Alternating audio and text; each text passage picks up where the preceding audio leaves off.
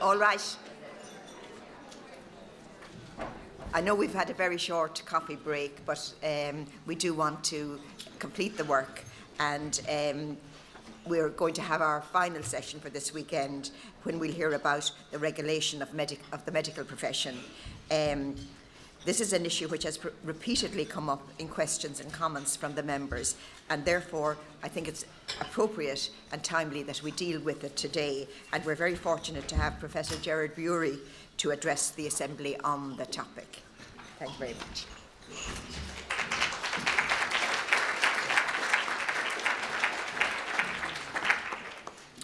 Justice Lafoy, members of the Citizens' Assembly, ladies and gentlemen, delighted to have the opportunity to meet you this morning, and a real privilege to have the opportunity to address the issue you've asked me to take on.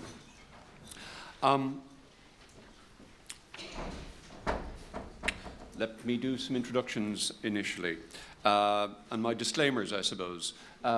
Top left, I'm a GP in Dublin's inner city, have been for 30 plus years. St. Teresa's Gardens, which you see here, is in the middle of our patch, currently being demolished. More than enough opportunity to grapple with dilemmas during my brief career. Top right, the Medical Council. I've been a member of the Medical Council, of 3 medical councils. I've had the privilege of serving as president in 2 of those. A very clear statement that I do not represent the Medical Council this morning. I'm not a member of the Medical Council. I have no current links to it. Bottom right, I'm Professor of General Practice in the School of Medicine in UCD. I have the opportunity, the privilege again, of having a broad academic responsibility for the development of our future doctors and an input to the training of specialists at various levels. And finally, bottom left, I have a particular area of expertise and interest in the care of emergencies in the community. One of our units within academic general practice in UCD trains and supports and serves with our paramedics and advanced paramedics in the management of life-threatening emergencies.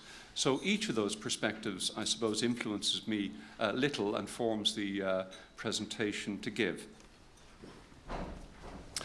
George Bernard Shaw published his play, The Doctor's Dilemma, over a century ago now. Dilemmas in medicine are nothing new. However, The Doctor's Dilemma is probably one of the more modern and up-to-date and reflective pieces which gives us the opportunity to explore the challenges for doctors in dealing with difficult decisions.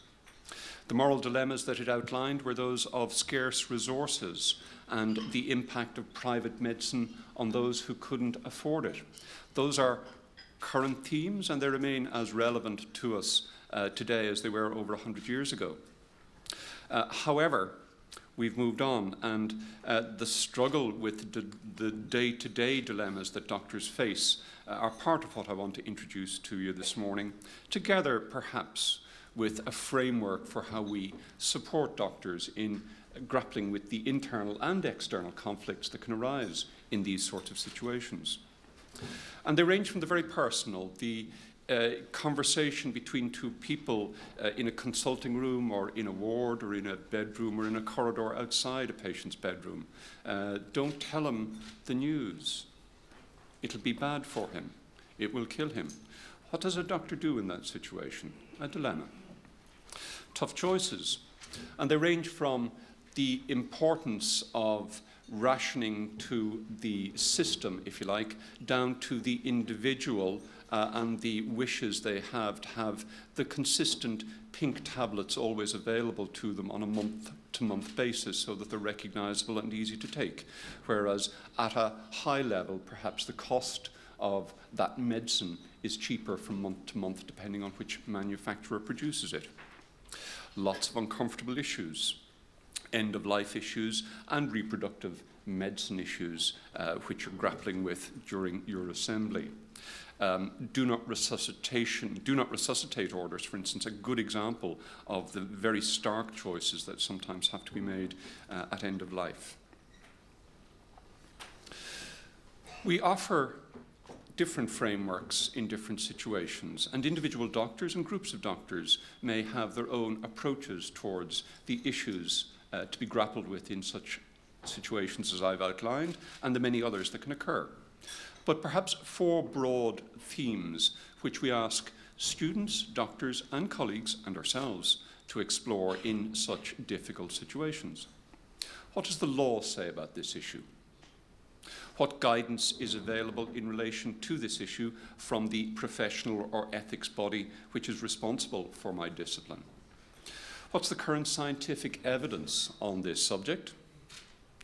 And how do I feel about it? What are my values? What are the attitudes? What are the important things in life that influence me, which are going to have a bearing on this issue? I want to touch on 2 of these in particular, the guidance provided from our professional bodies and the process of reflection, if you like, that leads to some clarity about my personal views in this situation. The Medical Council is the statutory independent body established by law in this country in 1978 to take responsibility for protecting the interests of the public when dealing with registered medical practitioners. The Medical Council offers my profession a very great privilege. The state, I should say, offers the privilege through the Medical Council of, to a large extent, governing our own affairs. That privilege has been enhanced by the 2007 legislation, the more recent Medical Practitioners Act, which has broadened the mission and modernised, if you like, some of the tool sets that are available to protect the interests of individual patients and of the public. Those tool sets are broadly these 4. Doctors need to have clear evidence on which their registration is based and the privileges that go with that registration. Council establishes and then accredits the type of training and the type of education that doctors must go through and must show evidence of. When issues of complaint arise, the fitness to practice procedures which Council has established offer to any member of our society the opportunity to raise a complaint in relation to that doctor. It can, if serious enough, then be pursued through an inquiry conducted by Council. The Act also requires Council to offer on a regular basis revised professional guidance in relation to ethical and professional principles, and to do so by taking account of the views of its members, the views of the public by invited submission, but also the core principles that it believes should have an overarching impact on how doctors should act. That guide is now in its 8th edition, published last year as the most recent part of the 5-yearly or so cycle. Dilemmas clearly are a challenge for all of us in medicine at different times and in different ways. Council acknowledges that difficult issues arise in ways that cannot have prescriptive answers written down in a text which you simply look up the solution to. This is a slim guide, and actually its weight has some relevance. It's a thin book and always has been. It outlines principles, and it asks us to take account of those principles in the individual circumstances of the difficult choices facing our patients or the doctor involved. Here's an overarching principle. Council's guidance has always centred on meeting the best interests of the patient whom you're dealing with. And clearly, a high level of communication, of consultation with that patient to allow them to express their views, to clarify their views, and to not be inhibited by the process of that communication or consultation is important. The views of the patient need to be as clear as they can possibly be, and that may take a little time to articulate. But Council does not require the doctor to simply act according to the patient's requests. It is possible, and it is clearly stated and has been through each of these guides, that in some circumstances a request for a service is not simply one to be met, that the doctor has the opportunity to advise the patient that this is not in their best interests. Equally, if a service, a lawful service, is to be provided to a patient, Council sets out the framework within which a doctor can opt out. can declare that he or she is a conscientious objector to the provision of that service. It doesn't excuse the doctor from the responsibility to care for the patient or to arrange for that patient to be cared for by someone who can meet their needs. But the doctor himself or herself is not obligated to provide that service. Abortion is clearly one of those very sensitive and complex issues in which professional and ethical guidance has been a centrepiece of Council's responsibility over the years. That guidance has evolved very significantly since the initial guide was published several decades ago. In general terms, Council's guidance, as you see it summarised here or extracted from the guide here, is in line with current Irish law. It is very clear in saying that the necessity to terminate a pregnancy may occur when there is a serious risk to the life of the mother. Nonetheless, it requires us to make all effort to protect both mother and baby. It is clearly also legal and acceptable to Council to provide information on abortion or termination of pregnancy in other jurisdictions. Doctors may opt out of the provision of services like these should they feel a moral or ethical challenge. That doctor must continue to care for the patient in whatever ways the patient may require it, and should, if the situation is urgent or needs expedition, make this a priority for his or her work. So, those are the elements of professional guidance that perhaps are relevant to the doctor in this dilemma or this difficult situation. What values, what attitudes do I bring as a person to this consultation? I need to have a mirror against which to examine those values and attitudes, because I'm not a machine. I'm not simply there to punch out a specific answer. My values, my attitudes have some impact on every consultation which I have. We encourage our students, we encourage our trainees in specialist training to reflect on those values and attitudes. The thinking practitioner is at all levels what we want to achieve in medicine. Robotic medicine, people who are overconfident, doctors who don't know their limits, doctors who choose not to listen to their patients. Those are all the sorts of traps that we're familiar, sadly, with, and where patients and doctors can be harmed. We're very clear that those traps are ones we can train or support our doctors in training, our students, to avoid. On balance, though, the risk to this patient versus the benefits of the options or choices that are available are the key balance to be struck. Discussion with colleagues is not to ask colleagues, what should I do here? It is to reflect on how different attitudes or views may inform my decisions or my values.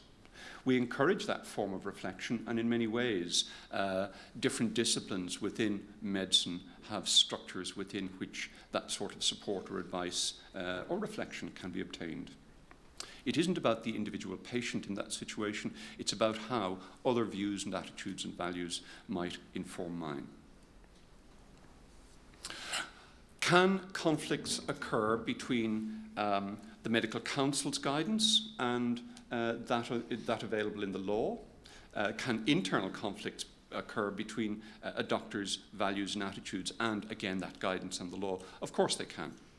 The Ward of Court case, which I've outlined in some of the papers that you have, is an excellent example from the mid-90s of a situation in which the Supreme Court judged a particular case in one way.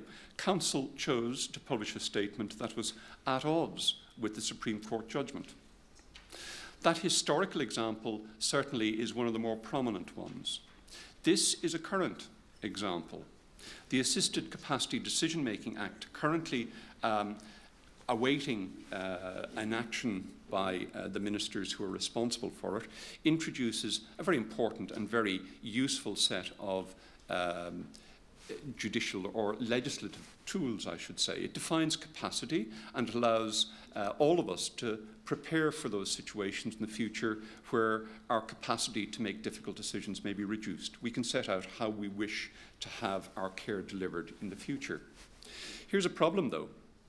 A person who has capacity, according to Section 83, is entitled to refuse treatment, notwithstanding that the refusal, and I've cut out two sections just for, or two lines just for clarity, the decision doesn't have to make sense, it doesn't have to have a good medical underpinning. Here's the most important one, though. It may result in his or her death. Now, here's a situation that I think is going to cause real difficulty for us, both at a governance and at an individual practitioner level.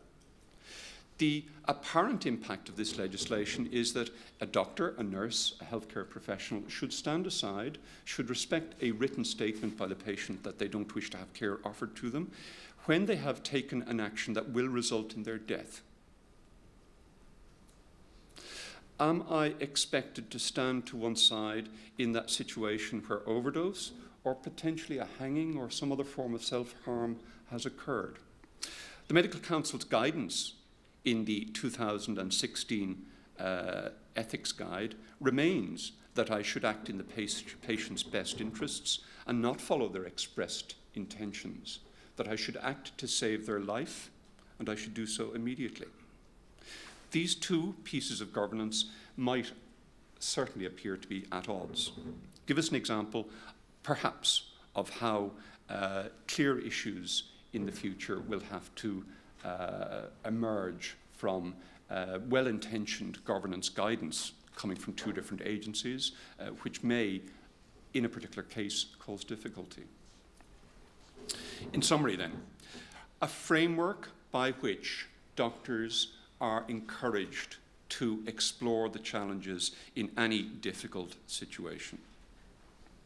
Each of these has its limits. Each may increasingly challenge us in terms of complexity of the answers that they offer us. Nonetheless, we must approach each of these dilemmas with a framework which allows us to balance all of the requirements of patient and doctor. Thank you very much. Thank you very much.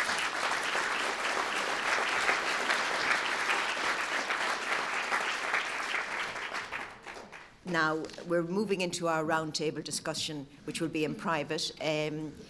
Professor Bury will be available.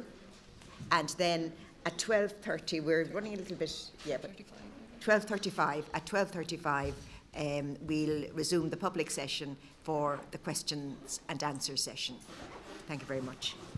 And as always, we have conversation starters, so they're up on the screen.